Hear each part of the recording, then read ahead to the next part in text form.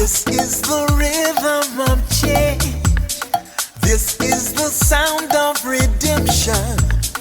This is the way that we bring it down.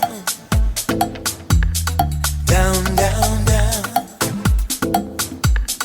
Down, down, down. Down, down, down. Down, down, down. Down, down, down. Igniting the fire within you. Exalting the melody of freedom. These are the things that will bring it down. Down, down, down. Down, down, down. Down, down, down. Down, down, down.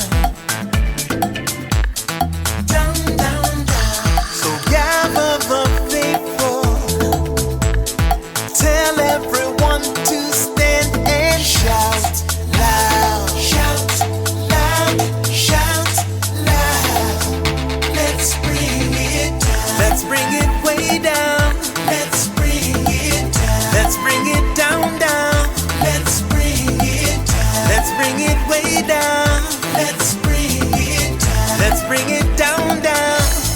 Down, down, down. Let me tell you, it's in the air. Joy is in the air. Love is in the air. Can you feel it? What it feel like? Freedom. What it feel like? Don't sleep on it, brother. You might get left, sister. Can you feel it? What it feel like? Freedom. What it feel like? Justice. No need to be counted, cause I am down.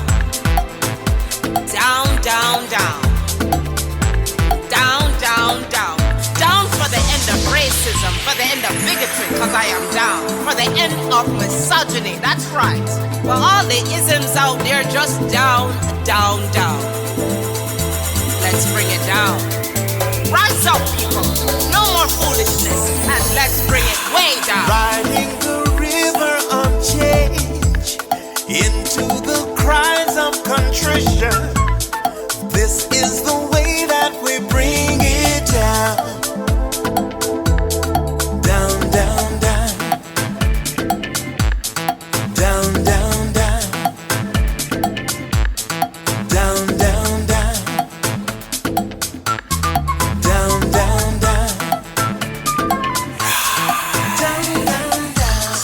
We are the children of Eden, dancing and celebrating freedom. We are the ones that must bring it down. Down, down, down. Down, down, down.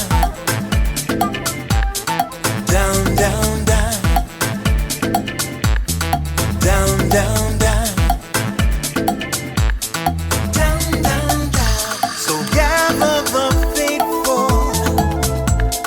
Tell everyone to stand and shout loud. Shout loud. Shout loud. Let's bring it down. Let's bring it way down. Let's bring it down. Let's bring it down, down. Let's bring it down. Let's bring it way down. Let's bring it down. We've got to bring it down. Down. Stand up and shout. Stand up and shout. Rise together. Accountability starts now. The Eric Dawson Radio Show. Yeah. Rise up. Stand up, shout it loud. If you are not prepared to come to that table and to represent that voice, don't come. Because we don't need any more brown faces that don't want to be a brown voice. We don't need black faces that don't want to be a black voice. We don't need Muslims that don't want to be a Muslim voice. We don't need queers that don't want to be a queer voice. And if you're worried about being marginalized and stereotyped, please don't even show up. one way to be independent. There's only one way to be free. It's not something that someone gives to you. It's something that you take. Nobody can give you independence.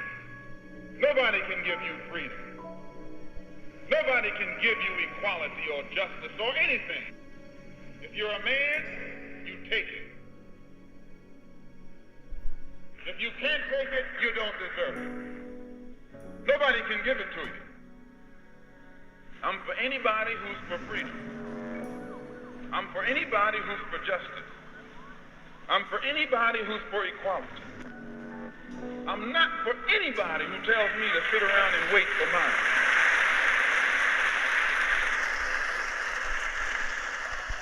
Good morning, guys and gals. Welcome to another episode of the Eric Dawson Radio Show. Happy Super Thursday.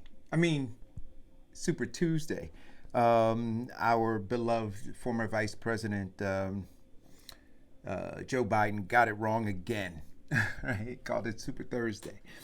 Anyway, and I would dare say if that were Bernie or if it were Donald Trump, those people who were supporting and caping for Joe Biden would be highly critical. You would see Facebook posts all over the place about dementia setting in and those kinds of things. But because, these folks who I call Negro whisperers and guard dogs to the oligarchs, and I call them slave catchers, they suffer convenient cases of amnesia and hypocrisy when it comes to doing the right thing, right? So it's obvious that Joe Biden has some issues. And not just gaffes. When he's being interviewed and he calls the wrong interviewer's name, when it's Super Tuesday and everybody knows it, but he calls it Super Thursday. I'm telling you, look out. I've got friends who have older family members, and I have family members that I'm keeping a close eye out too, because those kinds of slip-ups are not just slip-ups, and this is not just propaganda, but it's truth. I remember 4 years ago when a lot of the folks who were supporting Joe Biden now were, commenting about a tweet, covfefe, that Donald Trump posted, right? And, they were talking about him suffering some mental slowness or something like that. But those same people, again, because they're pushing an agenda that has nothing to do with what's best for this country, they're willing to overlook all of these things now.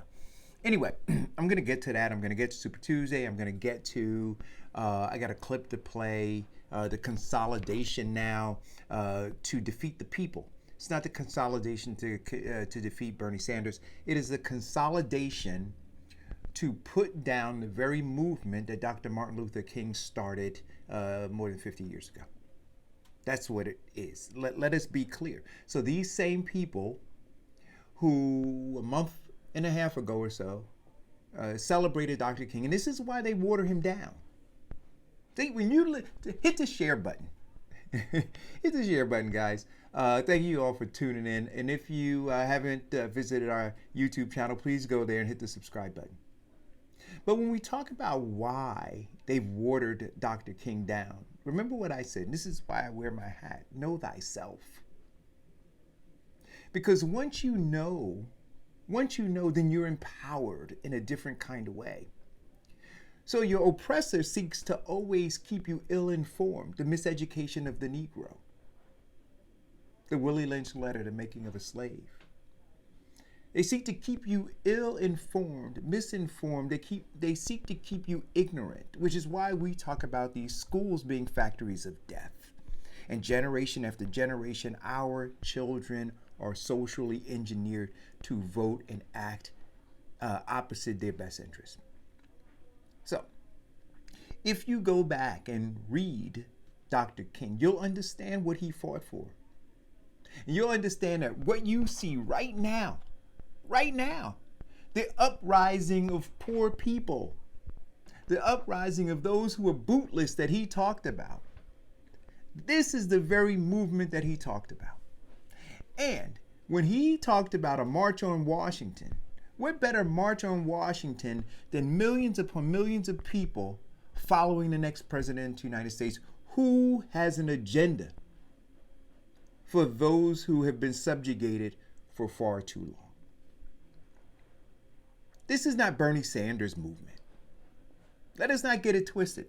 This is Dr. King's movement. And so all of the Negro whisper, all of the black folk, all of the faith-based people, all of the folks who are parts of these institutions that have quotes of Dr. King all throughout their hallways. I'm talking about the NAACP and the Urban League, right? They have all of these quotes there. They're hypocrites because they would be the very murderers of Dr. King if he were alive. Because every single day, by their inaction, they misrepresent and they assassinate Dr. King's legacy. So I want you to look at that. I want you to look at what's going on and take a minute and just peruse YouTube and Google Dr. King's Poor People's Campaign. Google the speeches about the Poor People's Campaign, and you let me know. Dr. King's thought of Cuba, Dr. King's thoughts on democratic socialism, Dr. King's thoughts about the failings of the capitalistic economic theory. Look at those things and see the parallels. Look at those things and then look at the faith-based leaders, look at the so-called leaders of the nonprofits and the politicians, and then hearken back to when Dr. King was abandoned once he began to attack the establishment, and then ultimately murdered. He was dismissed, he was discredited, he was demonized, and then he was destroyed. And right now, that is exactly what they're seeking to do. Don't take my word for it.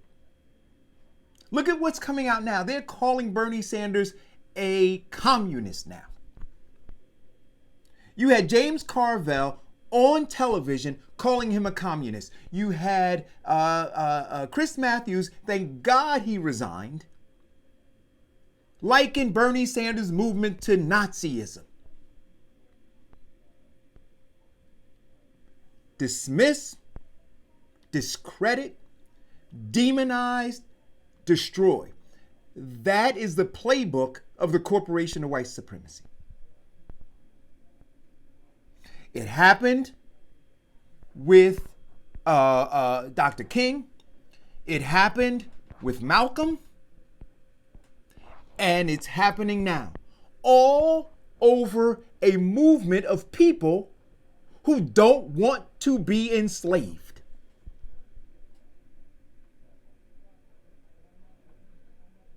It's not about Bernie Sanders. And I wish I could get into Bernie Sanders' ear right now, because he doesn't need to say that the media is attacking him, because it's not him. I don't feel like they're attacking him. They're attacking me.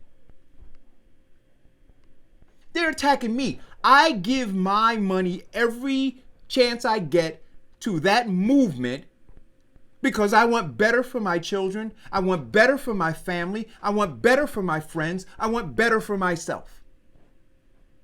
It is a movement that I am contributing to, not Bernie Sanders. In the same way, you had ordinary people contributing to Dr. King to keep him going from city to city, state to state, speaking truth while they were infiltrating that movement, seeking to dismiss what he was saying, discredit the man that he was, demonize him for caring enough about people, and then ultimately destroying him because black people abandoned him. And all of those black folks down in South Carolina, they abandoned the movement. And a lot of those old people, and I shame on them, they got Dr. King next to white Jesus, next to JFK on their wall. They got the church fans with Dr. King's face on it. They got the calendars with Dr. King's face on it. They got pot holders with quotes about I have a dream with Dr. King's face on it. But they crucify his legacy every day with their actions. And for the people who come into my feed and say people have a right to do what they want to do, like I said yesterday, the black slave catcher had a right. The house Negro had a right to cozy up to massa. Didn't mean that the field Negro couldn't complain about it. So all these slave catchers, all these Negro whisperers, all these folks hurting black people, you damn right I'm gonna complain about it.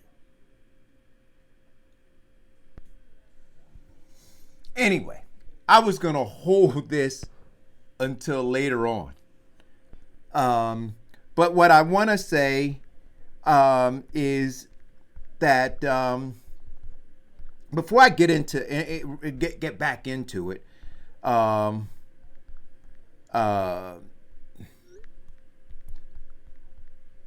before I get into it, I want to just talk a little bit about, because I see people talk about entrepreneurialism and businesses, small businesses, black businesses, and when I talk about supporting black businesses, Kevin always chastises me about black businesses. What's a black business? We do have black-owned businesses, right? But there is a challenge, and I talked about this a couple of years ago, maybe even last year a little bit. We got to get better. And I'm not suggesting that other ethnicities, other groups of people don't have their failings. But given our current position on a totem pole, right, we could ill afford to make the mistakes that some of the other folks make. I try to use black-owned businesses to do the things that I do. I try to support them. You guys see me post when I'm going to a restaurant. I suggest that you go and you try them. And the challenges that they impose on themselves simply because they don't want to sometimes pay attention to detail. Maybe they don't know, right? And I thought about this, right? Because I always, when I have my conversations, I talk about these socially transmitted diseases that are in our community. And so maybe this is just one more symptom of the disease that we have to figure out how to correct, because it is slow bleeding a lot of our businesses. So we enter into business as an entrepreneur, as a small business owner, and we don't have all of the key components in place to be able to succeed. And there is there are very, very specific things that you have to do. Like I said before, and these are not my statistics, these are just statistics, but 80% of all new businesses will fail in the first year. Fact. That's just this. So when you go into business, 80% of 100 businesses go into business this year, 80 of them will fail. And then the other 20, 50% of them will fail within 5 years. So out of the total 100, you might have at the end of the 6th year, 10 of those businesses that are successful. I have 100. And so you can, and when you layer on top of that statistic, because that's just a general statistic, if you dig within the tabs, black businesses fare far worse. Those numbers are staggering. They're worse than that. And so you can't afford to make mistakes. It's hard enough to get the money to start your business. And then to flush it down the toilet makes no good sense.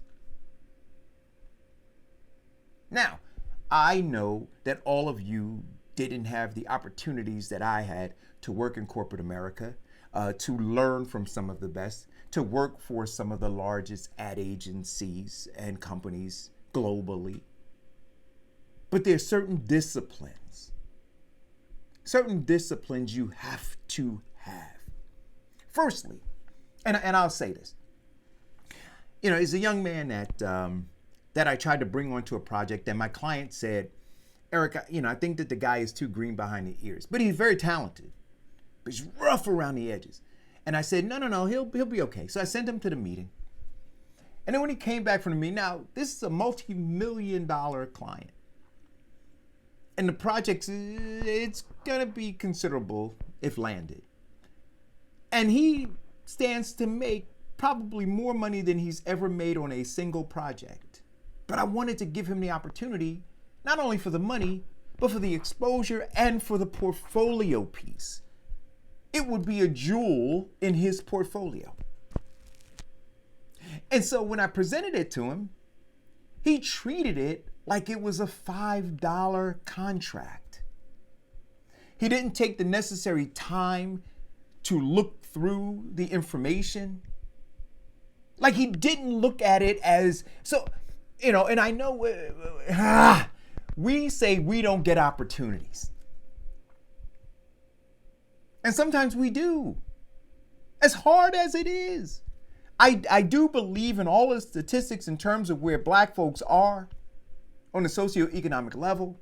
However, where we are, there are things that we can and should do as we work simultaneously to tear down this system and to change the policies that are keeping us as far back as we are. But in that little space, we got to do better. And so I called him up and I said, you didn't even read what I sent you. I said, do you understand that you went and met with this guy who is the CEO of a multi-million-dollar company? That you didn't have respect for that. That you just believed that you could roll up in there any way you wanted to. Didn't have a collared shirt and a jacket on. And this guy is in his mid-40s. I didn't believe that I would have needed to tell him that.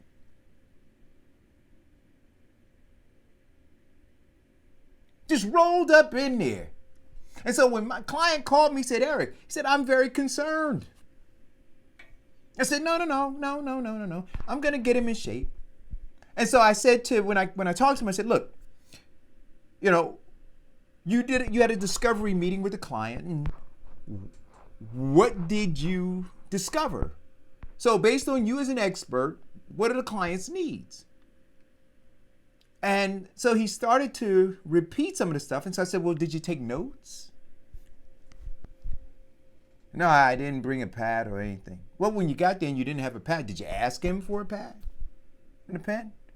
So now you're trying to remember the details of what is going to be the largest project you've ever worked on, the most money you've ever made on a single project.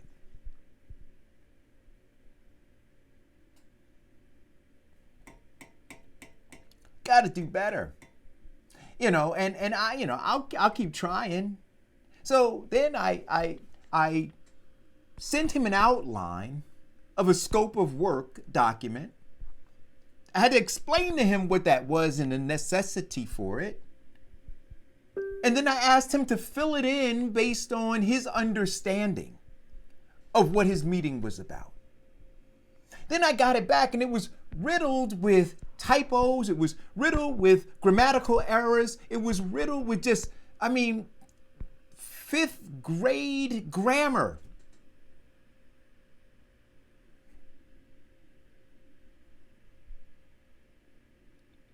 We have to do better. So the opportunities sometimes there are some opportunities.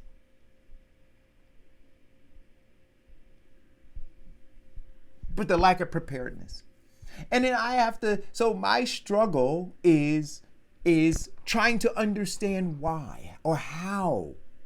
And I believe that the genesis of it are these failed institutions that don't prepare us. I believe that the genesis of it are these socially transmitted diseases that I continue to talk about. But this is what we're pushing out. And I'm not saying all, but far too many. Because my experiences, and I don't do anecdotal much, but literally my experiences are not good. I remember another guy. It was about 2 years ago. For you guys who've been following the show for a while, I was looking for somebody, a client. I was doing packaging design work for them, and I said I need some help because I was getting inundated with packaging design. And people sent me the name of somebody, and they said he was a great guy. He was good. He was very talented. I gave him, so this was visual, this one. I gave him the brand. It was all branded packaging, so we weren't coming up with any new brands. We were just creating packaging for new products that fell under a specific brand. So the colors were all set. You know, it's kind of like if you look at Folgers. Folgers is red, right? Or you look at Tide, which is like a gold and an orange and a blue, right? So these were the color schemes, and they have their own typefaces, and they have pretty much their own look and feel. He took the thing and created some other design with some other design elements with some colors that were not even related after me giving him a document, a scope of work that said, this is exactly what I need from you. And then believe that he should have been paid top dollar. See, in our community, we have needs, right? So your rent, your phone bill, if you got take care of children, if you have them, household stuff. So you have those needs, but you're not really working to build your intellectual property to meet your needs. But you still just want that money. I was livid. And that's what I went to rant about a little bit. We have to do better. And then I talked to, developers who are trying to do work, and they're looking for black, not just minority, but black folk. They say, Eric, I can't find them. I can't find them. I have a developer friend of mine who was doing some work, and he called me and said, Eric, if you know any people, let me know. So when I call those folks, I say, hey, aren't you in the construction business? Aren't you doing it, whatever? I got this guy who's working on some multi-million-dollar stuff, and he's looking for some people. Yeah, well, I don't have insurance. Yeah, I don't have the proper certifications. Yeah, I don't have the...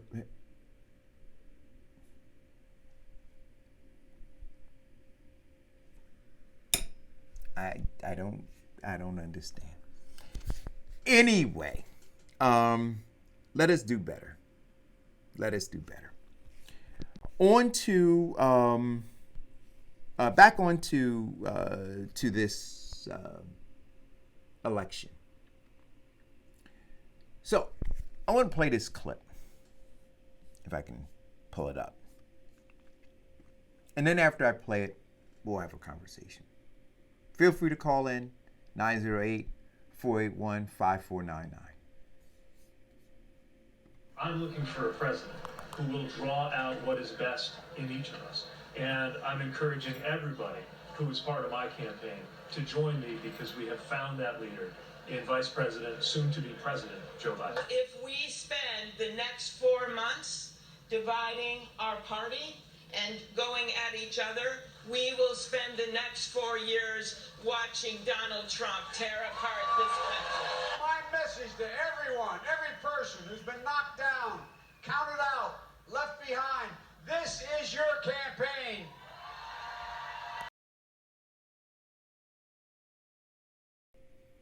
My grandmother used to say, isn't that rich? Isn't that rich? So Amy Klobuchar says, if we spend the next 4 months tearing apart our party, if we spend the next 4 months tearing apart our party, we will see another 4 more years of Donald Trump tearing apart this country. I want you guys to look at who's tearing what apart. These guys have assigned the label communist to Bernie Sanders. And not only to Bernie Sanders, but to those who follow him and follow the movement. The same way, if you remember, they called Dr. King a communist. You remember that, right? So who's tearing apart the party when you have political hacks like Chris Matthews, you have political hacks like James Carville, you have political hacks like other folks who worked higher within the Clinton administration and then Hillary Clinton's campaign. You have them going on television, both on Fox and on MSNBC, calling Bernie Sanders a socialist, not a democratic socialist, not taking the time to explain what democratic socialism is, but calling him a socialist and then linking him to communism, and then not rebuking the link that was made to him in Nazism.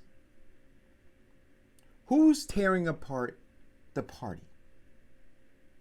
Let's have that conversation. See, because it has gone beyond having a spirited debate about issues. And it has come down to character assassination. See? Dismiss, discredit, demonize, destroy. So right now, the Democratic Party is on a destroy mission.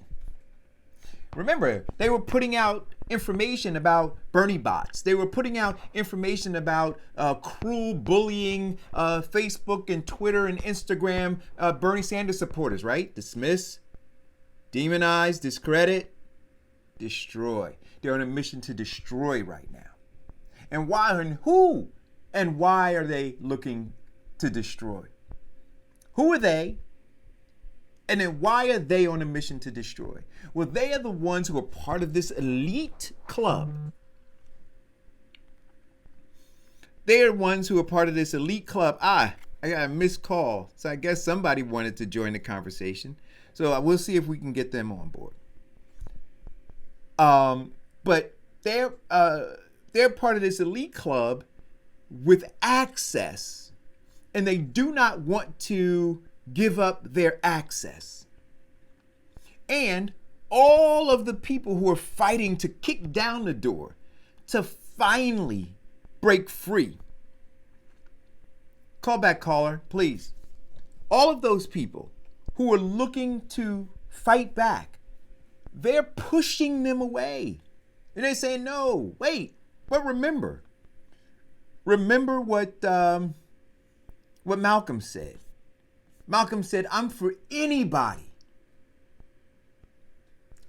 who wants to fight for freedom. For anybody who wants to fight for justice. I'm for anybody who wants those things. And he said, I'm not for anybody who tells me to sit down and wait. Isn't that what he says? Let's listen to what he says again. There's only one way to be independent. There's only one way to be free.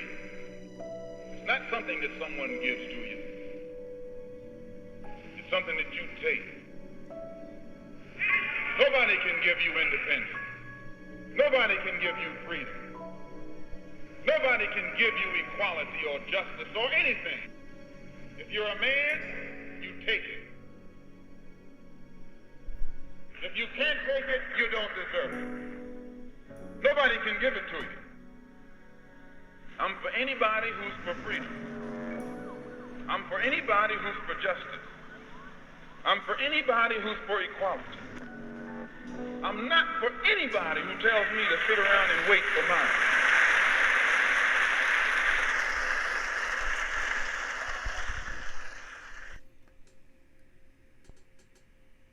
There is an uprising in the servants' quarters.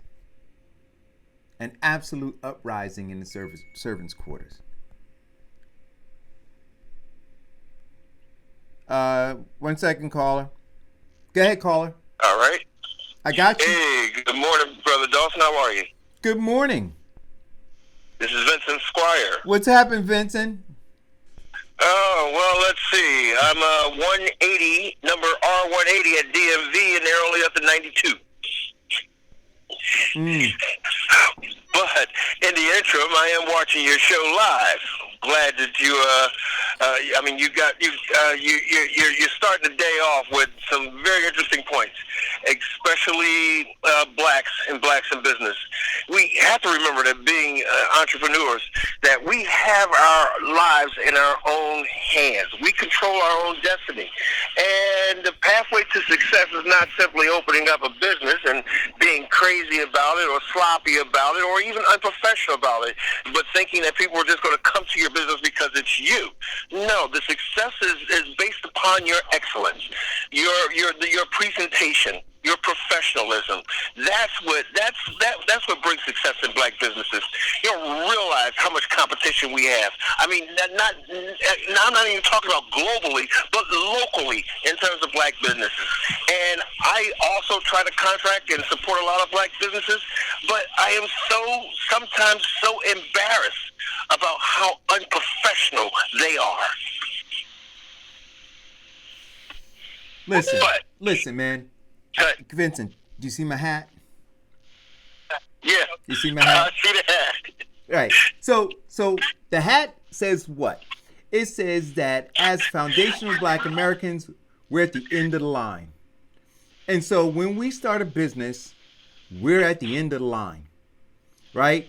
If you were fortunate enough to be able to pull together some resources to start a business, right?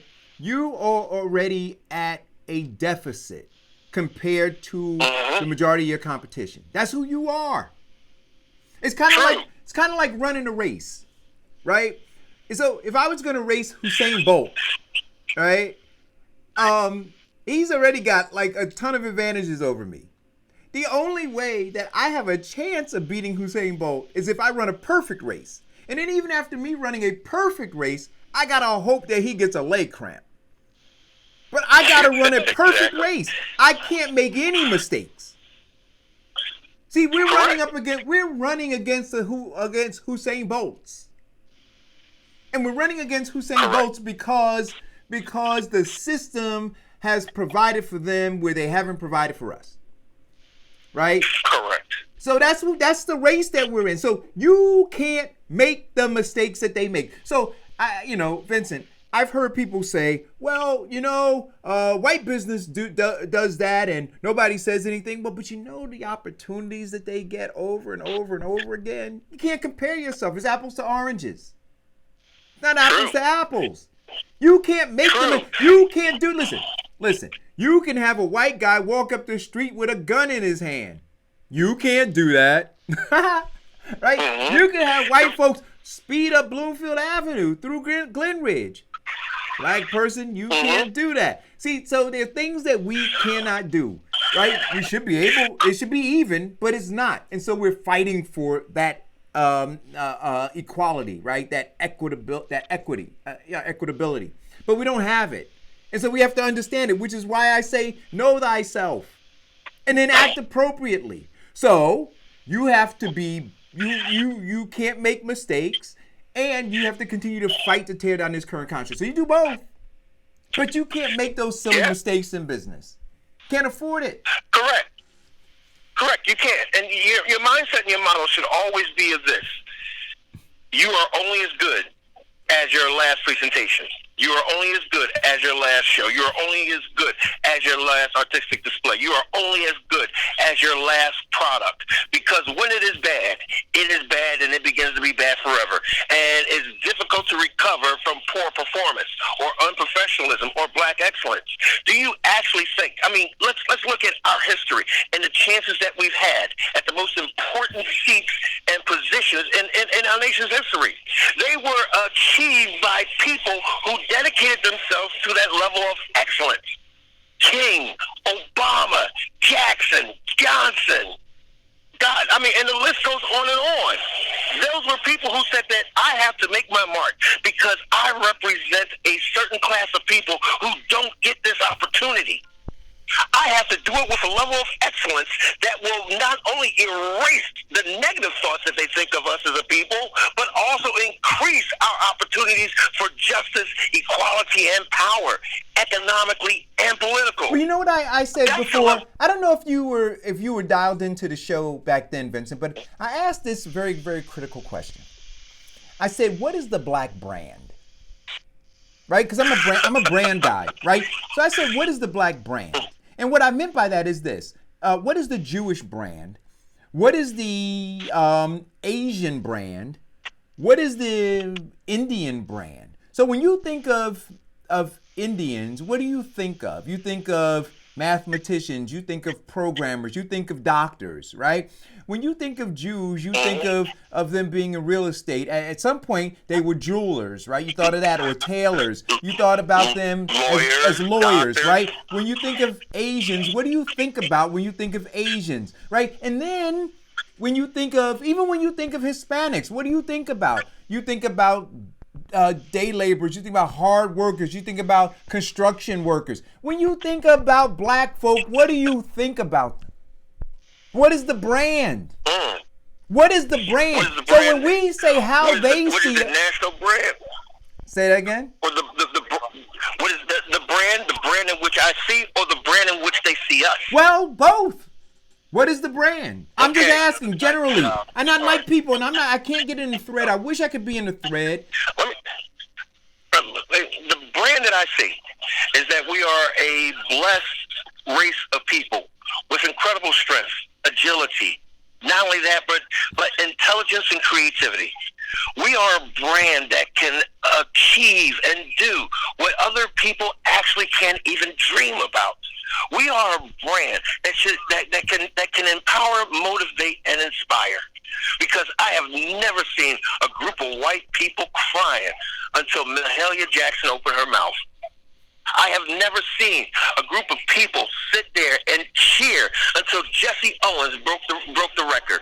I have never seen a group of people stand up and give homage to the success as when Babe Ruth, Hank Aaron stepped on the mound. We are a group of people who can do just about anything with little to nothing. But the brand that they show us, or the way that they see us, is that we are shiftless, that we are lazy, that we don't want to do anything, that we sit there with big hips, big lips, and all we want to do is do drugs and become a baby daddy. That we are the brand of the people that when you walk by you, everybody reach for their wallet or grab their pocketbook.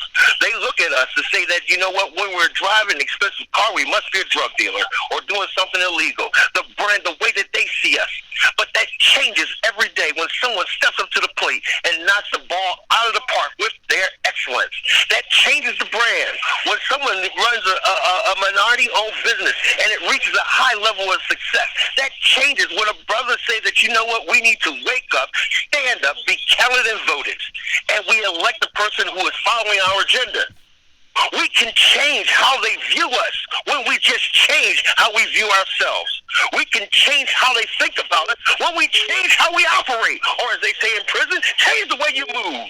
Let's take this call.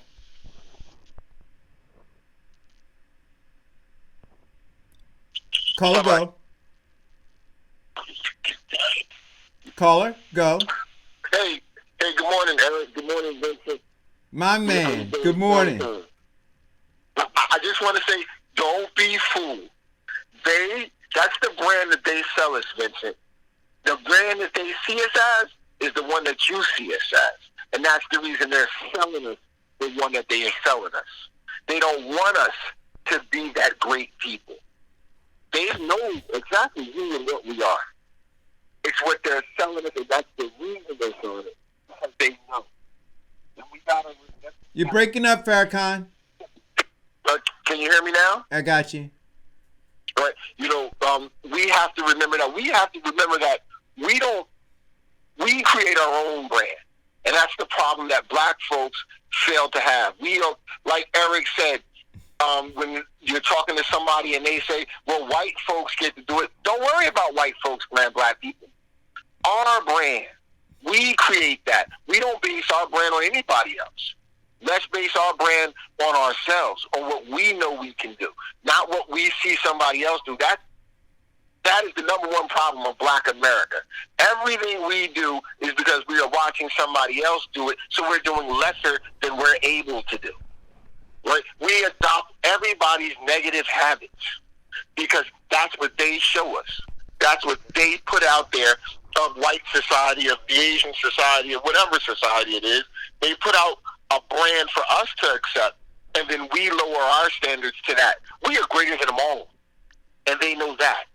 So they're trying to keep us from being greater than them all. And I just, I listen to you, Vincent Erickson now, and that's the one thing for me that I see every day. I used to force my daughter to be greater than what she thought she was because I knew it was in her. And we have to start doing that. We accept every day as black people the low standard that we see everyone else do. One day I think you were talking to Vincent, and you made a mention about how people, the young black kids today sag their clothes and sag their pants. But I remember as a kid growing up, that's what white hillbillies did, right? They sagged their pants. When you saw a white plumber come in your house, you saw the crack of his behind because he was always wearing his clothes though and sloppy and dingy looking. See, and then we followed that. We followed their lowest. The drug addicts. First drug addicts I ever seen in my life in any shape, form, or fashion were white. Then all of a sudden they became black. Right? The first people getting high in America was white people. Go all the way back in the damn Civil War, before the Civil War. Right? Then blacks followed that because somebody tried to convince them that there was some way to be cool getting high. We have to realize that all they want us to do is take what is easy that they will present that will lower us. And we have to realize that, no, we don't want that. Again, it always goes back to what I say, Eric, separation. We got to get their influence out of our society. That's it. I'm going to sit back and listen. Great show so far, guys. Thanks for the call. So, so I'm going to go back to what our brand is. I don't know if we lost Vincent. But I'm going to go back to what our brand is. I know what we want it to be, right? What we think it could be if we did some things. But the question I'm asking is, in the current day, what is the brand? So a brand is when you look at something, right? And you see it and you have an experience with it. So, if you think of, I'm trying to think of an example. Oh, I got it. So if you think of a Pinto, right? Remember the Pinto? Well, what is that brand? If you remember when Hyundai first came out, right? The Hyundai, and I think the very first one that came out, my mother bought the first ones that came out, and that thing was like less than $5,000 for the car, right? But when you thought about what that brand was, considering all the other brands that were out there, now the folks at Hyundai, they knew what they wanted Hyundai to be, and now they got a $100,000 car, a $100,000 Hyundai, right? Which is a spectacular car, but it wasn't that yet, right? It was what they were aspiring to, what they were building it to be. But what the brand was at that point, right? As we looked at it, as a consumer looked at it, as the world looked at it, Hyundai was an affordable car, right? That was at a price point that literally, some people could pay cash for. So you didn't have to take a loan out for it. $5,000, you got a car with no car loan and 100,000 miles, right? I think that's what it was, and it may still be that way. But now Hyundai is being looked at as a luxury brand in some respects. So it morphed from what it was to what it currently is. So I'm not saying what we want our brand to be, what we want people to see us as, what we in fact want to see ourselves as. The question is, how do we currently see ourselves? How does the world and how does this country see us, right? That's the question that I'm asking. Call it go. Hey, Eric, I'm sorry we're disconnected. No, you got two callers here. No. Go ahead, Mike. Oh, okay. To add to your point about Hyundai, they set the market with the 100,000 mile guarantee, right? And everybody else, the market, and it became everybody else's brand. But to your point of branding, I'm no historian and I'm no sociologist and I'm clear file all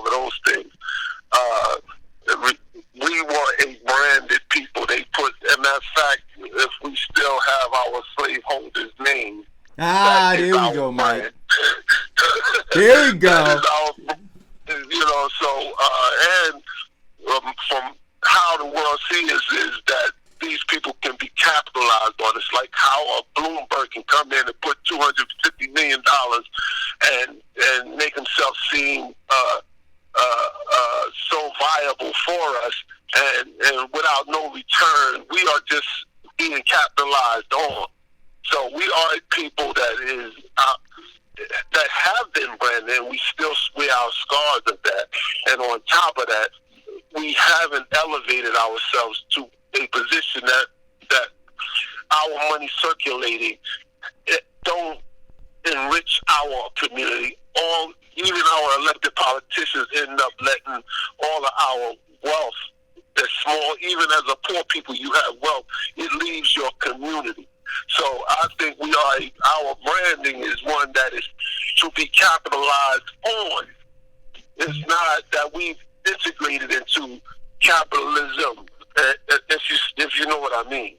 Right. But our brand is that we are a branded people, and but yeah, that's my position on that. And I'm no sociologist, historian, or anything like that, but that's what I see. So, Mike, here's what I say in a nutshell, right? And we got to go back to 1619, right?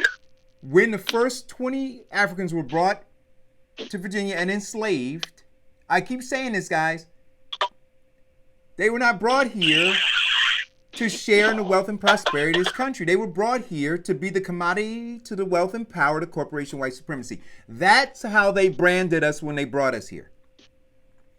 And evidenced by everything we do, we are still the commodity to the wealth and power of the corporation white supremacy. That, I believe, is how they see us. That is our current brand. We may not want that, some of us, but in general, that's what it is. That's what it is when we drive our kids to these factories of death called schools. That's what it is when those schools turn our children in because of the miseducation and the criminals, and then put us in those jails that they have built for us when they realize at the third grade that that's where we're going to be. We're the commodity to their wealth and to their power. You see, when, like you said, Mike, when you can have a Mike Bloomberg come into a campaign and drop all of this money, and when you can, and then have black folk literally just wipe away the fact that he threw 5 million black folks up against walls for 12 years. That just vanished from our thinking. Well, on that branding is that racism has a economic value. If I side with the slave owner, and I don't have to be out in the field with those people. I can eat good off his table, and these people that come and cater for him is eating good off his table, saying, "All right, they about to run away over there to that Bernie guy. Let me eat off your table, and I'll get them back over here with you." And we ain't got that far from this mentality that is in this country, that people will get upset when you try to tell them like that. We ain't getting that far. We had a black president, but we still keep it for this machine. Well, you know what? I think it was Vincent. Vincent, wasn't it you who said that it is Stockholm syndrome? Yes. Right. I did. Right. So it is that feeling of affection, right? And sometimes trust, that a victim has toward their captor. See, right. Do you understand what I'm saying? It is this feeling of affection and trust that you have toward your captor, toward the person or people who are doing the most harm to you. Stockholm. Yes. And so I'm telling you, when I say that we are sick. Well, we are. Well, hold on. Before you go, I ain't French, so well, listen. I'm not trying No. to be in the punch with the, but I understand your point. Yeah. Well, I'm part of the team. Another form of actually describing Stockholm syndrome would be a child brought up with an abusive father, and then she marries a man with the same pattern of abuse. Yeah. That's how bad it is. We sit up here in terms of Stockholm syndrome and politics. We vote for people who do not have our best interests in mind. And we continue to do it. And not only do we do it, we teach our children to do the exact same thing. Listen, look, you can't tell me that Joe Biden and Mike Bloomberg have black people's best interests at heart. You can't tell me that. And so you got to really look at this sickness. You got to look at it. You got to look at all of these black electeds. You got to look at all of these folks who are in black organizations, all of these folks who are behind pulpits who are black. And you got to ask yourself, how and why are they showing such affection and such trust toward those who have abused us? You got to ask yourself, they're sick. Because now Massa is showing us some attention. Ooh, we love you too, Massa. Relatively simple. Now that they are showing these certain black people, and I know a lot of people want to thank Mike Bloomberg because he's got the most black people in all of his commercials, but now that they are starting to get that attention, they are now liking them. It's the same thing with, look, not even the white politicians. We got some black politicians in New Jersey that you only see them at election time too in the black community. Other than that, they're hobnobbing with the white. So we have to change that thinking. It's no longer to sit up to vote for or to rally behind somebody because he came to your chicken dinner or your church function or he mentions your name. No, let's rally behind the man who is looking to carry our agenda. Listen, I'm going to play this other video. And then when I get finished playing it, we'll continue our conversation. Here we go. All right, I'm gonna hang up and listen. All right. I just want to say one of my favorite writers growing up was a man named James Baldwin. And I remember Baldwin saying, you ask my father to wait, my brother to wait, my uncle to wait, how long must I wait on freedom? How long must I wait on rights and equality and liberty? And as a black child, that resonated with me because I knew I'd been denied and I personalized that. But as I grew, I started to understand poor white people have been denied. Women have been denied. Gays and lesbians, transgender people been denied. Immigrant children been denied. Everybody outside of that 1% has been denied. So I want you to take a few seconds to look to your left and look to your right. Look to your neighbor and say, neighbor, the time is now. There are more of us. We're stronger. We will wait no longer. The time is now. When you go to that booth next year, I need you to carry in that booth the memory of this room. Black, white, straight, gay, men, female. We are together. We are united. Our time is right now. We will not wait 4 more years. We will not wait 20 more years. We will not wait 2 more presidents. We will not wait 3 more presidents. The time is now. The time is not in the future. The time is not some abstract time. The time is not something that might be. The time ain't something that could be. The time ain't nothing that should be, that would be. It ain't tomorrow. It ain't the day after. It ain't coming next week. The time is.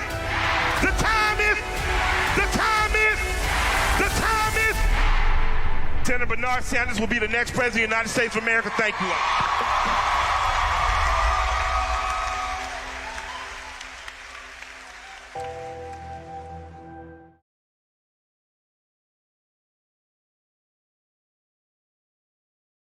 You know, Ayanna Pressley. So these are all. Hey Vincent, I hear a lot of background noise. Mute your phone until you're gonna speak. Yeah, just mute it until you're gonna speak. You know, but between Killer Mike, James Baldwin's quotes, Malcolm's quotes, and Malcolm's work, MLK's quotes, MLK's work, right? Just looking at all of this and what is transpiring. Look, I want you guys to remember this. Remember this, because this is something else that they forgot. Remember early on in the campaign, they were talking about Joe Biden and segregationists, right? They forgot about that. They said, let's wipe that away. Wait, hold on to your pain. So now they're saying, hold on to your pain. Yeah, he was that guy, but hold on to your pain. He didn't give a damn about you then, but hold on to your pain. Do you remember the audio tapes that came out where Biden was meeting with those Wall Street people and he said to those bankers, listen, if I get elected, nothing is going to fundamentally change for you. Do you remember that? And so when he says now, see, so I understand they all have these come to Jesus meetings, right? Where in the 11th hour, they have an awakening.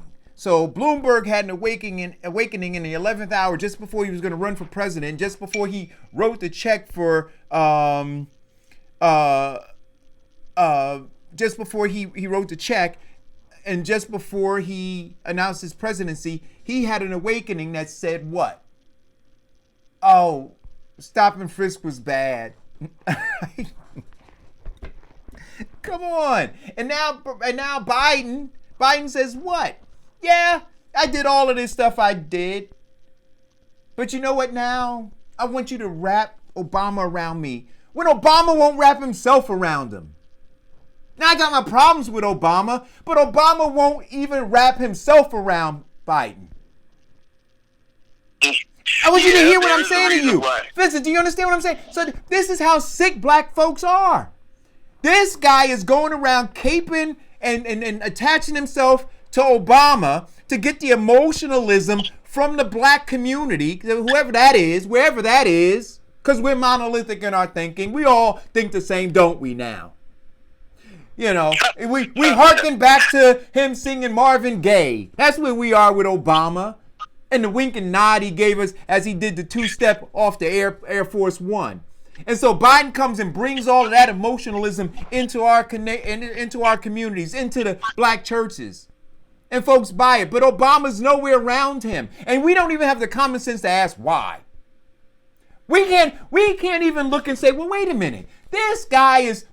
And I want you to understand what's going on. Look at it. Obama allowed Bloomberg to use his image and voice in his videos, didn't allow Biden to use them. That's why you don't see commercials with them. But Biden, Obama can't shut it down. Say what? Legally, Obama can't shut it down. There were conversations that he was trying to shut it down when he started the Obama commercials. Bloomberg? Because early in his campaign, Bloomberg, Obama, they were trying to shut it down. But legally, he can't. It was already done. It was done. There were rights that were therefore given, and he was entitled to use those clips. Listen to what I'm saying to you. You ready? If Obama took to Twitter, and if Obama, if he called the people at Fox News, and called the people at CNN, and called the people at the New York Times, and called the people at MSNBC and said, hey, listen, I need to do a media circuit, and I need to let everybody know that I separate myself from the Bloomberg campaign, and that I'm chastising them for using my image. If Obama had done that, Bloomberg would have stopped. If he even threatened to do it, Bloomberg would have stopped because of the damage it would have done to his campaign. So don't tell me that Obama tried anything. But when you known Obama to do nothing but take the high road and be a class act about it? He's not a class act. Now, call a go. Well, call. Jim, can you I got you. Go ahead, caller. Okay. No, I just want to say, I gotta say, Eric, I think you're wrong on this Obama thing. I think Obama is just sitting back in the cut. I don't know when he's going to come out for Biden, but I think he's trying to. It's some strategy. I don't know what it is, but it's just, for me, I really believe Obama will be out for Biden within the next month or so. Sometime this month, he will be coming out for Biden. They just wanted to see if Biden could create some momentum for himself. Let me tell you why he's not going to come out for Biden. And I wanted to say, look, but I really called to say it was Al Green, brother. They're both great, but it was Al Green. Who did I say? I said Marvin Gaye. I'm sorry. Yes, it was Al Green. On, man. Don't do that to the man. You know what I'm saying? Like, you're right. Give everybody my bad. That's what I really called it was Al Green. All right. It was Al Green. That's right. So listen. Let me explain to you. And you guys tell me, as I've been laying all this stuff out for you, remember, I talked about, long before they talked about a civil war within the Democratic Party, long before they talked about a civil war within the age groups in the black community, long before they talked about all that stuff, even back in 2015, I told you that Donald Trump was going to win. So if you look at my record versus that at MSNBC, that at Fox, I think I got a better record in terms of all this stuff. So now let me give you this. In terms of why I believe Obama hasn't opened his mouth. See, Obama still wants the youth to believe in him. Please mute your phone. Thanks. Obama wants the youth to believe in him.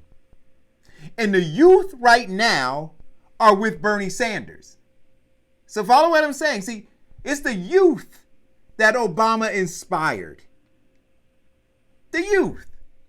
And so Obama's looking and he's saying, Biden can't get that. And if I get in the middle of this thing, and because they're going to take it to the convention floor and it's going to be messy, but I told you that too. I told you that they would blow up the Democratic Party before they allow Bernie Sanders and the progressive wing, and not just Bernie Sanders, the progressive wing, and those millions and millions of people who no longer want to be enslaved here. Before they allow them to seize any kind of economic and political power, they will implode the Democratic Party. And Obama wants to be clear from that. He doesn't want any debris on him when that happens. That's why I don't believe he's going to open his mouth. Well, I don't disagree with that totally. I do know that Obama did at the first year of Donald Trump's time in office. Obama went to a lot of different people, including the DNC, and started talking to people about running for office and making a change. I mean, actively talking to people directly. Now, I do also realize the political strategy of this. In the beginning, Joe Biden was the front runner, riding on the coattails of being the vice president in one of the most successful administrations in our history. And when he got out there in the first debate stage, what happened to him? All of these Democrats start talking the Republican rhetoric about the Obama administration, and he's silent. He didn't start gaining popularity again until Clyburn came back and endorsed him, because Clyburn is, of course, a huge Obama supporter and gathered the black vote. And wait a minute, stop for a second. I'm not going to let you. I'm not going to let you do this, Vincent. Vincent, no. You know what, Vincent? I got to start having you in the studio. I got to start having you in the studio so I can grab you by the neck and choke you. Go ahead. My big neck and your little hands, it won't work, brother. Maybe I need two hands, Vincent. I need two. Go ahead. Now, first of all, when have you known me to stay on code, okay? What popularity? Listen, Biden ain't got no more popularity than he had before. I'm telling you what, listen, this is what they did. This is what the media did in the beginning. The media talked about him being the front runner. The media talked about how high he was in the polls. The media talked this game about him being the most electable. They talked all of that in the beginning. And I told you it was all a lie. I said, look inside the tabs. All of it is a lie. The same way in 2015, they were saying that Donald Trump was losing to Hillary Clinton. And they were lying then and they're lying now. And so all they were looking for was they were looking to try to get to drag his ass to South Carolina so that black folks, because they knew they had him conditioned, and those black folks would do what they did, and now they want to say that that breathed new life into him. Ain't no new life in him. You're going to see him get walloped today. You're going to see him get walloped in Texas. You're going to see him get walloped in California. You're going to see him get dragged all over the place. And Bloomberg, who spent $500 million. But let's look at Bloomberg's technique. Bloomberg has been more Obama than any Democrat that's actually been debating. His commercials have been all about Obama and about changing the black condition. So you don't figure they're pandering to a specific race for votes? Come on. Listen, man. Listen. Wait until you see what happens. This is why the Amy Klobuchar piece that I played earlier, where she said, "Oh, if we keep tearing each other apart for the next 4 months, we're going to get another 4 years of Donald Trump." Listen, they'd rather, and I'm talking about the elite within the Democratic Party, they would rather have another 4 years of Trump than to surrender, right, to the poor people's campaign. They would rather have that. So they're doing a cost benefit analysis right now. They're saying, hey, look, if we go with Trump, right? If we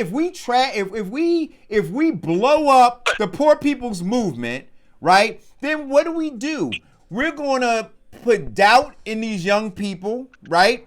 We're going to, you know what it's like? It goes back to the Willie Lynch letter. What did they say in Making a Slave? They said, take the biggest buck, right? Take him outside, strap his arms and legs to horses, and then pull him apart in front of everybody. Destroy him so that you'll never have an uprising again. And that's what they're trying to do. So they want to crush it. They want to take all these young people who look and believe. They want to crush their spirits. I'm telling you. But here's the thing. Biden cannot bring the youth vote or the millennial vote in like Bernie Sanders is doing. Bernie Sanders' campaign rallies are like a rock concert. Biden's campaign rallies is like a senior citizens group. No, it's a bunch of geriatrics, man. You know, but look, listen, I'm telling you this. I remember, if you go back 3 years ago on a show that I did, there was a young lady who called in from South Orange, Maplewood, and she wanted to run for office. And I said, well, why don't you? She said, because the older people won't let me. I said, well, you don't have to ask permission. She said, you know what, Mr. Dawson? And she started crying on the phone, Vincent. She was crying on the phone. She said, you know, we just have to wait for them to die. You see, and so that has been what they've instilled into these young people. And they know what listen, I have epiphanies on this show a lot of times. Please leave your phone if you're not talking. I have epiphanies on this show. Here, go back to the Willie Lynch letter in The Making of a Slave, right? So when you have, this young lady who believes what she believes it because she was conditioned to believe it, that you have to wait, right? She's conditioned to believe that you have to wait until they die. You have to ask them for permission. And Willie Lynch, in that book, he says, what? If you do it right, if you create the slave correctly, you'll have him a slave for 300 years. And so when the Democratic Party says now, what do they say? They say, oh, the youth ain't going to come out and vote. Well, how do they know that? They know it because they know the ingredients they put into making the slave. And so they look and say, well, if we did it right, if we mixed it right, if we did the hocus pocus right on them, then they're not going to come out and vote. So this party of people who say that they want youth engaged, that they say that they want to be the party of ideas, No, they don't. And you see it right now. They're all gathering to destroy the spirit, the very spirit of the movement of Dr. Martin Luther King. They're looking to put it down once and for all. They dismissed, demonized, radicalized, and destroyed Dr. King physically, and now his legacy, they want to put it underfoot for good. Okay, but if I could quote Willie Lynch Jr., when they said to him that his career was over when he signs the Civil Rights Bill, Willie Lynch Jr., a.k.a. Johnson, said, "Are you kidding me? When I sign this, I will have them ends voting Democrat for the next 400 years." Yes. And okay? So I'm telling you. It's the same thing.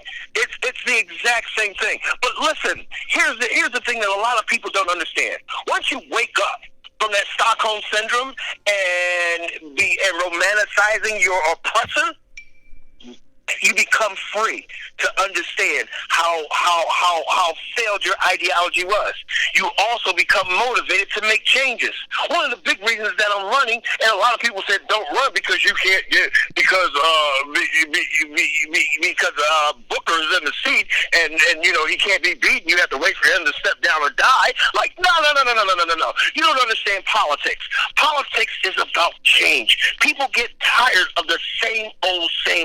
That's why we get a new cell phone every 6 months. We get a new computer model every 3 weeks. Yeah. People want change, and people are sick and tired of doing the same thing and getting nothing from it. People are now looking for somebody to stand up for the environment. People in Newark need to vote against them just on the water alone. People right now are tired of sitting up here seeing their senior citizens have to make a decision between buying prescription drugs or buying food.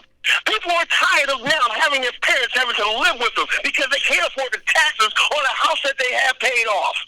Listen, let me ask you a question. They need change. Listen, let me ask you a question. Where is Congressman Donald M. Payne in this fight? Where is U.S. Senator Cory Booker in this fight? Where are they? Well, right now they're licking their wounds. That's what it looks like to me. Because one, the big thing that we're talking about in those two politicians that you mentioned, they don't make a move unless their campaign donors tell them to. They do not do anything. Why do you think Donald Trump ran rampant and all of those people running for president never said a mumbling word against them because they were afraid of the repercussions? Why do you think? Because they're not really leaders. They're actually people being directed by somebody else. True leadership is not about making the right decisions. True leadership is about standing up for what is right, even though it's not popular. True leadership isn't about coming to chicken dinners, but true leadership is about inspiring people to do better and to be better. And none of them represent that. So why are we going to look for them to do it now that it's an election time? That Stockholm syndrome, brother. You understand what I'm saying? See, we gotta go back to the underlying condition of the black man and woman. The underlying condition of the people of color, or the people who are oppressed, or the American descendants of slaves. That underlying condition is hundreds of years ago. And it's about time that we wake up and change that condition. When are we going to realize that we have the numbers? We are the majority. We don't have to sit up here and beg for scraps from master's table. We can own the table.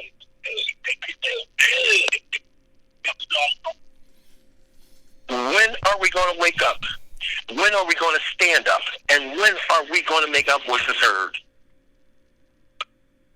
You tell me, Eric. Brother, listen. I played. Look, you know what? Because today is Super Tuesday, man. And that video by Killer Mike was super. So I'm going to play it again. You said, when are we going to do it? This is what he's asking. I'm going to play this video again.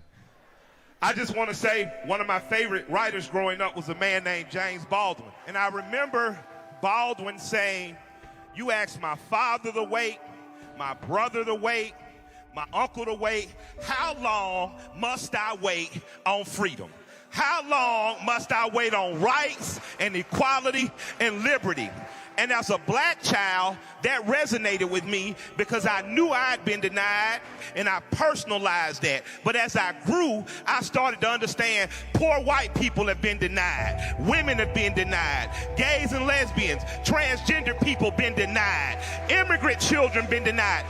Everybody outside of that 1% has been denied. So I want you to take a few seconds to look to your left and look to your right. Look to your neighbor and say, neighbor, the time is now. There are more of us. We're stronger. We will wait no longer. The time is now. When you go to that booth next year, I need you to carry in that booth the memory of this room. Black, white, straight, gay, men, female. We are together. We are united. Our time is right now. We will not wait 4 more years. We will not wait 20 more years. We will not wait 2 more presidents. We will not wait 3 more presidents. The time is now. The time is not in the future. The time is not some abstract time. The time is not something that might be. The time ain't something that could be. The time ain't nothing that should be, that would be. It ain't tomorrow. It ain't the day after. It ain't coming next week. The time is. The time is. The time is. The time is. Senator Bernard Sanders will be the next president of the United States of America. Thank you all.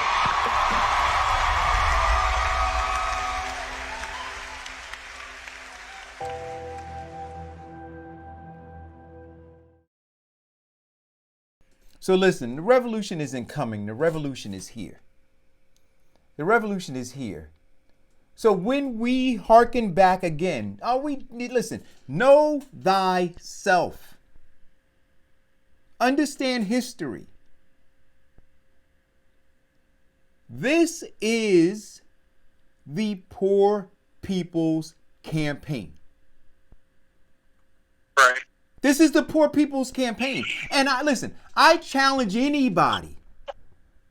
I challenge anybody to tell me that this is not the Poor People's Campaign that Dr. King was murdered for. Yes, it was.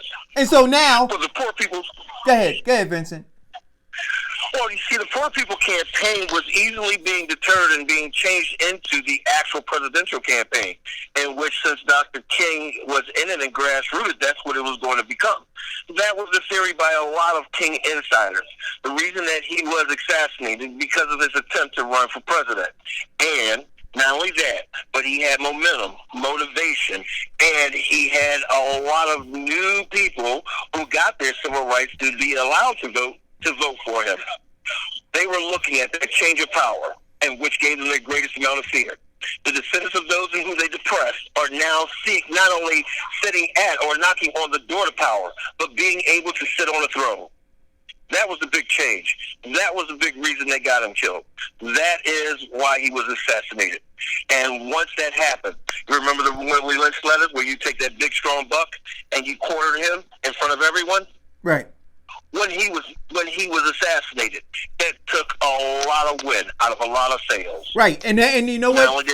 And that's what they're doing now. That's what they're doing right now. They're doing the exact same thing right now. And you know what? So here is where we are sick too, right? Because it's a 78-year-old white man, we've detached ourselves from what's in our best interest, right? So I dare say, if this was a black man that this was doing it to, that they were doing it to, maybe we would have be emotionally attached to it. I don't know, right? Maybe we would feel some different way about it.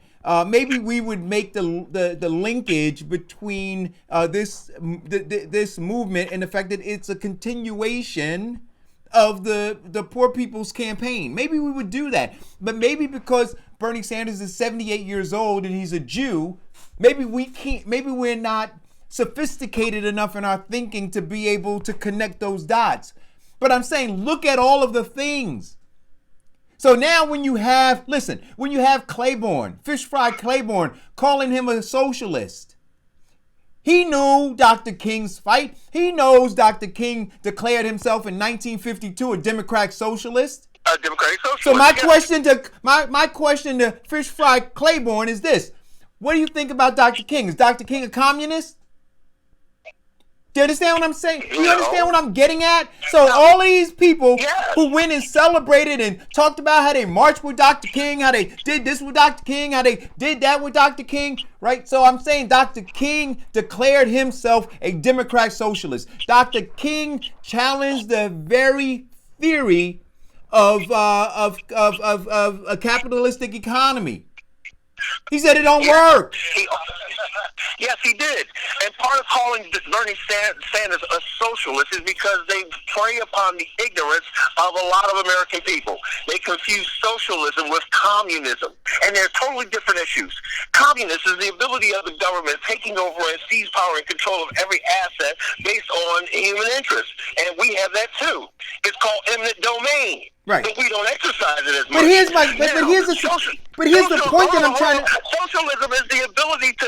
Socialism is the ability of man showing humanity for other humans. Right. Basically, the ability of saying that we have people who are making billions of dollars and not paying taxes. Well, let's take 1% of that and put it towards a campaign to help those who are underprivileged. But Vincent, that's all it is. But here's the point that I'm trying to make about it. Yes, we can put the definition in there. But here's what I'm saying to you. Cory Booker knows the true definition, right? Ras Baraka knows the true definition, right? Ted Green, Tony Voss, I'm assuming they know the true definition, right? Governor Murphy knows the true definition, right? But what they'd rather do here in New Jersey and in all of the other electeds across the country and all of the folks who are behind, please mute your phone while you're not speaking. But all of these people, they would rather allow this misinformation to permeate the community as opposed to inform people about what the truth is. Why are they doing that? Why are they intentionally allowing you to be miseducated about what democratic socialism is? Why are they allowing you to intentionally be miseducated? Please mute your phone, Vincent. Yeah. Why? I'm sorry. I'm doing a radio show, and Vincent, we kind of got a little coke battery here. But thanks, I appreciate you. Yeah, but and you're absolutely right. Go ahead. But, and what you were saying was absolutely positively true. However, but look at another part of demonizing the social project. Obamacare. Remember they demonized Obamacare, how bad it was? Well, the reason they hated Obamacare was because it took 1/4 of a penny off of the American 1% of wealth. 1/4 of a penny raised all of that fuss. So let's look at how they demonize something that actually does good. And then we get those misinformed voters who are just following the quote-unquote slogan and not looking at the policy, voting against their own interests. Now, when Trump stopped Obamacare or actually started defunding Obamacare, look at all the people complaining about their medical insurance. Well, duh! You voted for this idiot, and he said he was going to cut it. You voted against your own interest. Listen, here's the we have to be concerned, people, about black folk who you've elected or who you go and worship with at the churches or these organizations within the community that you may contribute to. None of them are being honest with you. None of them are being honest with you about what's going on right now. None of them. I'm sitting and watching them literally call this man a communist. They're not defending him. So the question I would ask is, would they defend Dr. King if Dr. King was alive and he was being called a communist? Or would they still be caping for Bloomberg? Would they still be caping for Biden? I would bet that they would be caping for Bloomberg and Biden, and that they would do as was done back in, when Dr. King was murdered. But they're murdering his legacy every single day, Vincent. Every single day. With every single deed and every single word. They're all murdering his legacy. Mm-hmm. Well, I think that one of the big things is that we have to understand and looking at in history, how Dr. King was actually demonized. Remember the things that they were saying about him? A man who every day dealt with death threats for not only him but his family.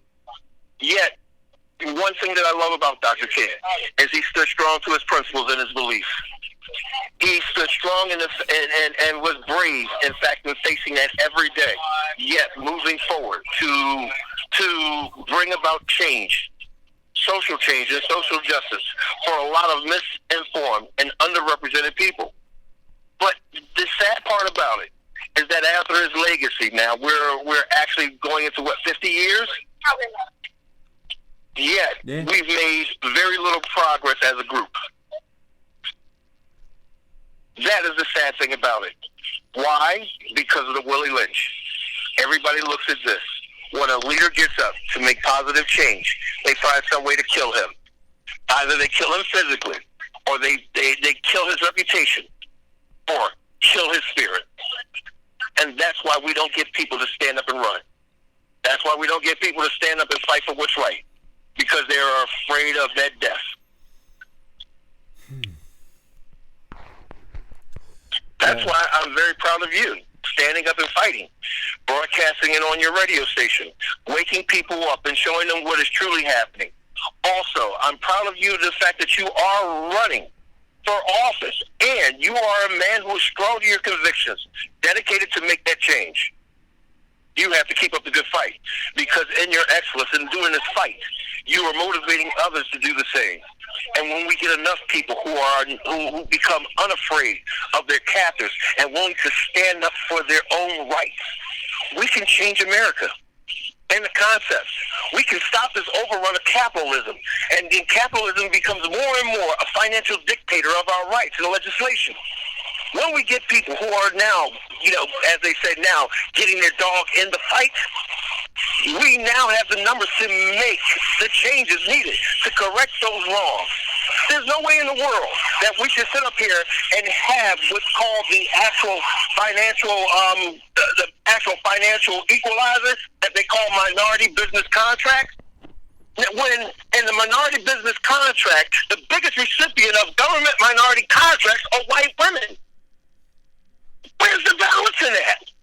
Right. So Why? No one is standing up to that fight. Listen. I just responded, and I'm sure when I get offline, I'm going to share this. And you guys should go check this out, right? And I shared it, but I simply put nonsense. I just used your quote. Running for Senate, so vote for me. I'm Vincent Squire. Vincent, you got to mute. But you got to mute when you do that. There we go. So, listen, guys, I just posted. This is the maximum sophisticated confusion, and you talk about fighting, Vincent, and who's going to fight, and and then identifying the people who are in fact fighting. So, somebody posted a video of Bernie Sanders on the Breakfast Club, and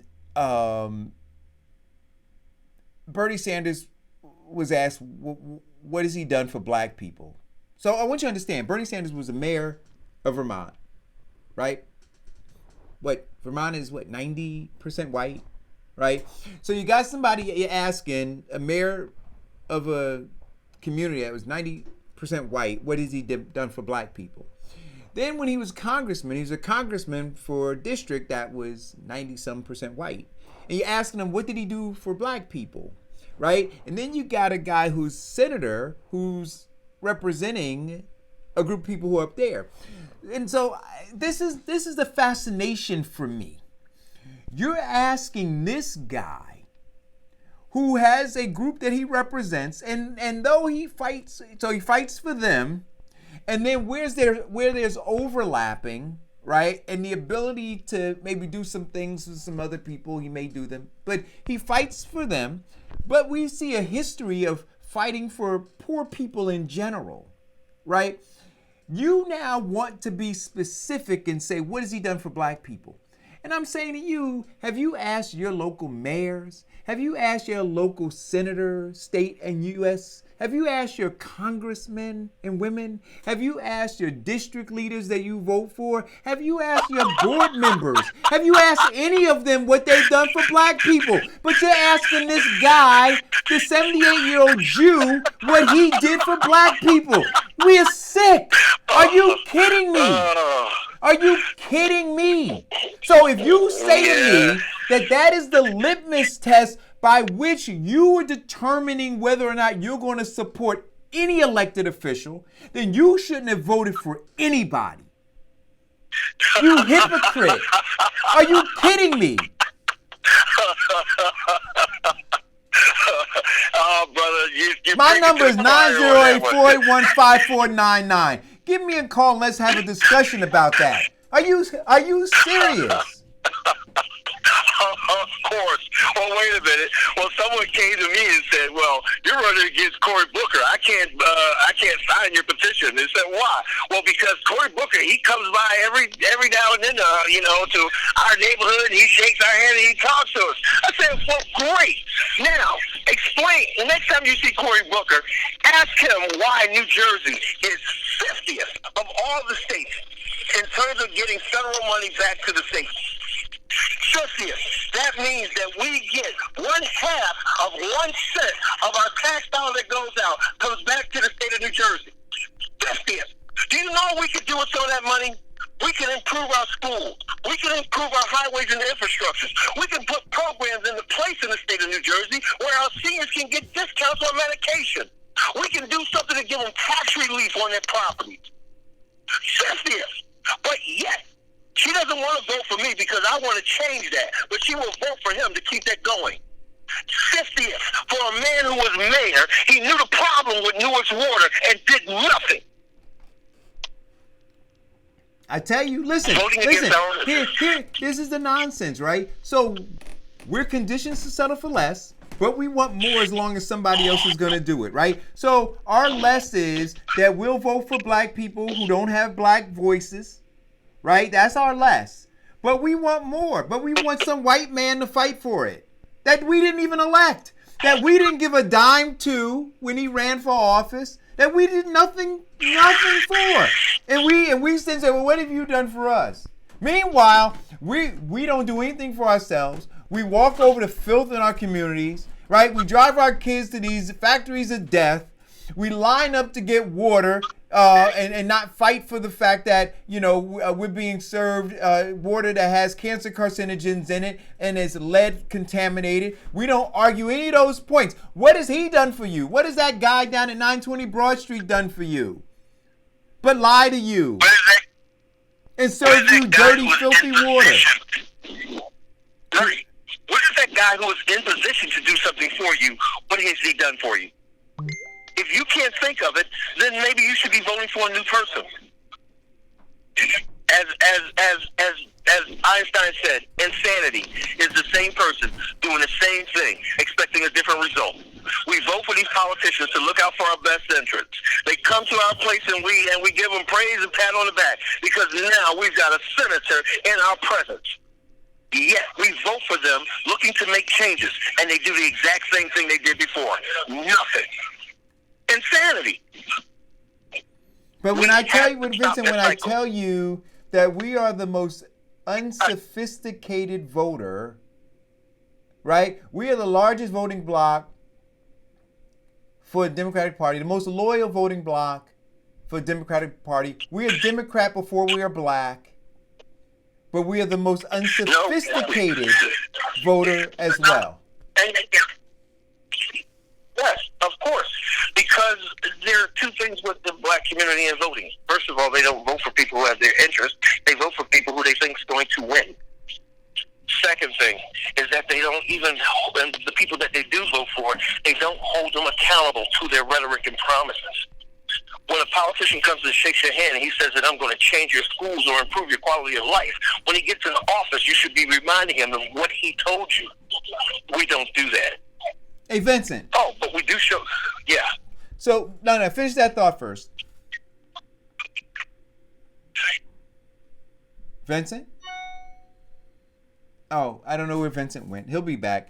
I wanted to ask him what his thoughts were about Chris Matthews retiring from MSNBC. I got a call last night because I told you I haven't watched MSNBC or any of those stations in quite some time because I want to see how the other side lives. So I've immersed myself in Fox News or Fox Entertainment or whatever you call it. And what an alternate universe that is. But I got a call last night saying that he was resigning, that he walked off the set, and that he blamed it on young people or something like that. But the story that seems to be coming out now is that Chris Matthews may have done something inappropriate or said something inappropriate to women, and that he was in negotiation with the front office at MSNBC about leaving as a result of that. And so whatever is about to explode, Chris Matthews wanted to be off air before it actually hits the fan. So I'm waiting to see exactly what it is, because if you listen to the statement that he made, he started talking about how, he said young people are stepping up and they're doing whatever, things that the cultures are changing, things that we once thought were permissible are no longer permissible. The way you could compliment a woman, you can't do that anymore, right? And anything that I've done to offend anybody or whatever, I'm sorry, I apologize for. So he did something. He did something. And so we'll wait to see what that something is. But I say Chris Matthews, much like Sean Hannity, doesn't again, Fox calls it Fox Entertainment. MSNBC tries to pretend as though they're walking down the middle of the road, right? That they're shooting fair, and they're really not, right? They're caping for the Democratic Party, the elites within the Democratic Party, and they just need to acknowledge it. They need to openly accept their paychecks, whether you're talking Lawrence O'Donnell, Chris Matthews, or Rachel Maddow, who I can't watch anymore. I boycott her. They're all gross and disgusting. So are Tucker Carlson and Sean Hannity and Mark Levin and the rest of those guys on Fox News. The only ones that I find to be reasonably fair would be Brett Baer and Chris Wallace. I think that they have some integrity, and Juan Williams has some integrity. And you know who else I think has a little bit of integrity? I think that Geraldo Rivera has some integrity. Like he'll call out some of the crazy nonsense that Donald Trump does, even though the rest of the folks who are sitting on the panel with him cape for him. He'll call those things out. Now on MSNBC, CNN, I know they had I forgot the brother that they had, who they have now taken off air there, and I don't know if Eddie Glaude, who was on Code, is there anymore. Are you there? Well, I'm here. There was a caller that was calling in. Caller, please call back. I'm close to my number, so I want to be close at the DMV. Where are you now? It's another 3-hour wait. I'm at the New Jersey DMV in West Deptford while I'm talking to you on your show. So let's see. I started off early at 8 o'clock. They were calling 90, and I'm 180. So at the time it is right now, they're at 175. So I think I may be out of here within an hour. But to answer to your question, first and foremost, with the Me Too movement, even with me going out and and my campaign and talking to people, the Me Too movement has made me ever mindful. Keep in mind.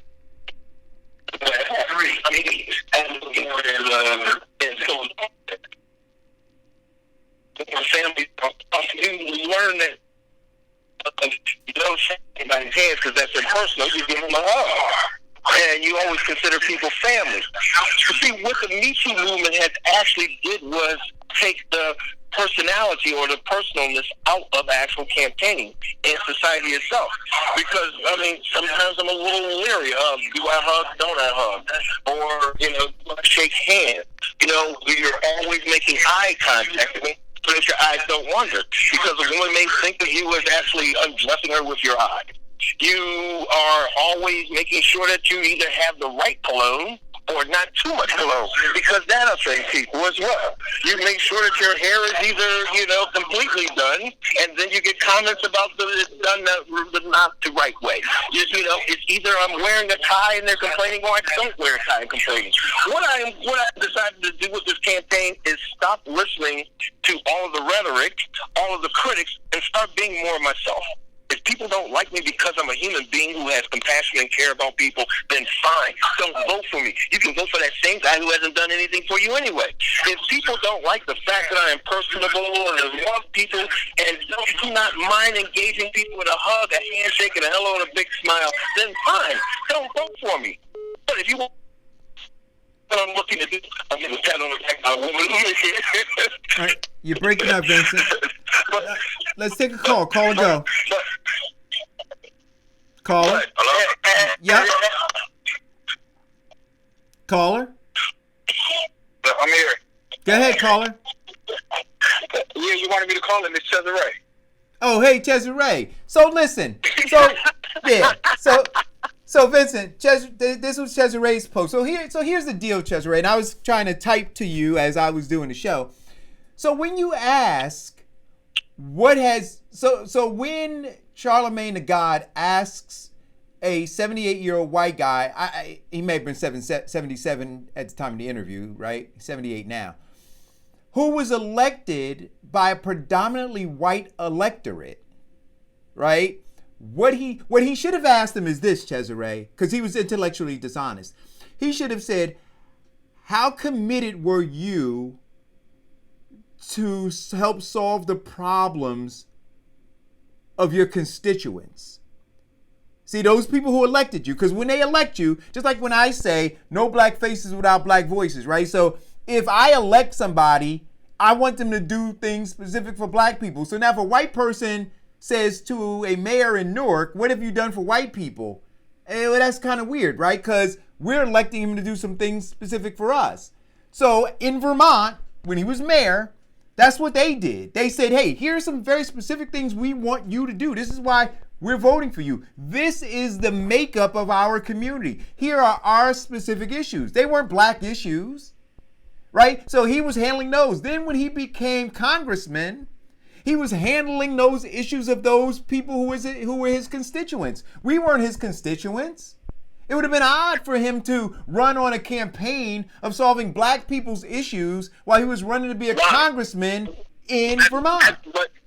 Let me finish my point, then I'll give you the entire floor. Okay, I thought you was finished. I apologize. I thought you was No worries. And I'll give you the entire floor. Then when he became senator, so now you have a constituency, but then you're voting on other things. So I would say, look at how he was voting on issues that our congressperson or our senator, right? So when we say that we elect our senator in a black community to do certain kinds of things, so when our senator is putting up bills or proposing legislation, how did Bernie Sanders vote on that, right? Because yes, his vote counts, but when he's out there fighting, he's fighting for his constituency. And I think that Charlemagne the God was just very intellectually dishonest when he asked him that question. Now the floor is all yours. Thanks for being patient. Okay, thanks. No problem. Okay, so I did post a video yesterday about an interview from Bernie Sanders. And this has been an ongoing thing, not just with Bernie Sanders, but any elected official, when asked the question on what have they done to benefit African Americans when it comes to legislation or laws, they are left with not giving an answer. Right. So, again, I was a supporter of Kamala Harris. I had my reasons for that. But I was leaning towards Bernie Sanders. Now, my problem with Bernie Sanders is, A, he doesn't support reparation. And B, every time he is asked the question on what has he done for African Americans, he goes to the whole thing that he marched with Martin Luther King. Right. He marched here. He did this.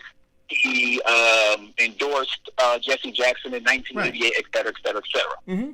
Now, hear your argument where you say that his constituency was predominantly white, but there are black people in Vermont. Number one. Mm-hmm. Number two, in that state, more people the population of black people are smaller, but more people are locked up in Vermont in a greater number. So when you say that his constituency is predominantly white, but the incarceration rate in Vermont for black people is higher than that of white people, then there should have been in his mind to say, then I need to do something about this. This doesn't make sense for my African American constituency to be less than that of white people, but their incarceration rate is higher than that of white people. That's a fact. So I don't know what the But that's been going on since they've actually started incarceration. So I don't know what the incarceration rate is. I'd ask somebody to look that up. I never disagree with that, because every person anybody. Number one, the conversation was about Bernie Sanders. The other day, I spoke about Elizabeth Warren. Before that, I spoke about Kamala Harris and her flaky criminal justice record. Right. Before that, I spoke about Cory Booker. Before that, I spoke about Rory. Everybody I have spoken about. It just so happened that yesterday was about Bernie Sanders. Right. So Cesare, I've spoken about this about everybody. Right. So Cesare, I want to say this, and I don't know. Maybe you can pull up the stats on the incarceration disparity in Vermont. But what I did while you were talking was pulled up the racial demographics of Vermont, right? And so Vermont has 94.2% whites, and it has 1.4% blacks. So I'd ask you again. Go ahead. So my question to you my question to you is, when you are elected congressman, are you not supposed to be the voice of? Aren't you supposed to be the voice of everybody in your district? So you know what? So yes, but there are. All right. So this is it, right? And we're having, and I always have very honest conversations, right? I am running. And you see my hat. So when I go knock on doors, I have this hat on. Yesterday, I was in South Orange, and I was taking pictures with Girl Scouts, buying Girl Scout cookies, and I thought that it was fantastic. They were all white and Asian little girls, and I'm buying Girl Scout cookies from them at the train station, and I got my ADOS hat and shirt on. Now, people would want to radicalize me for saying that I'm ADOS, right? That I'm talking specifically about black issues, right? But for these moms to allow their kids, their white daughters and their Asian daughters to and they asked me what it was. See, if everybody is truthful about what's going on, Cesare, in terms of me running, there are some very critical issues that need to be addressed. Now, does it mean that I'm doing it at the expense of white people? No. That's not what it means. For me to be focused on black issues doesn't mean that I am excluding white people. I am making sure that all of the policies that I am fighting to either implement or destroy, that I'm looking at them through the lens of a foundational black American. Now, as far as Bernie Sanders is concerned in Vermont, with 94.2% white folks, right? Those white folks and 1.4% being black, 11% of black people are incarcerated in Vermont. 11% are incarcerated. Now, here's the question that I would ask you, right? Because I think that is horrible. The question that I would ask is this, and I don't know the answer, but I'll look it up, and then I'll report back on tomorrow's show. What legislation? Because we should be looking at the legislation that he fought for in Vermont, right, to fight against that. So I'll certainly be looking into it, and then I'll report back on it tomorrow, right? And so if you're asking what he's done specifically for black people, then we would be talking, if he was a congressman in Vermont, the senator of Vermont, the mayor of Vermont, of Burlington County, we would be asking, what specifically did he do to stem the tide of the disparity of the incarceration of 1.4% blacks that wound up representing 11% of the incarcerated, right? And I think that's important. He didn't do anything because he's been asked. Well, of course he did. He was asked in the way that you just asked the question. He was asked that question before in the past, and the answer was nothing. he diverted from the conversation and wound up saying that he has done many other things, such as marching during the civil rights movement, endorsing this person, doing this and doing that, and doing this and doing that. So again, it's not wrong to criticize them. Oh no, it's never wrong to criticize anybody. What's being asked is something that should be asked not only for him but everybody else. So it was a fair question. Oh no, it absolutely is a fair. You have to be. Well, what I would say is this. Called out on it. But not only that, he also voted for the crime bill. And even though he goes around and say, "Oh, but I voted for the crime bill because of the domestic violence, the domestic violence amendments that was involved," but you also champion and campaign for the exact crime bill that you're criticizing Joe Biden for today, and that you did Hillary Clinton and her husband in 2016. Right. So it's like. Go ahead. Damn if you do, damn if you don't. Right. So here's the other thing. And I'm voting for Bernie Sanders. I just want to I'm voting for Bernie Sanders. But here's the thing, and it is nuanced, right? And yes, I understand, and I criticize Joe Biden for being the grandfather of the crime bill, and Hillary Clinton referring to black folks in disparaging ways, right? And Bill Clinton, and I also criticize the black electeds who took the money in black communities, because there was a lot of federal money floating around. And in Newark, you had Sharp James, took his fair share as well and criminalized black folks. And Bernie Sanders did, in fact, vote for it.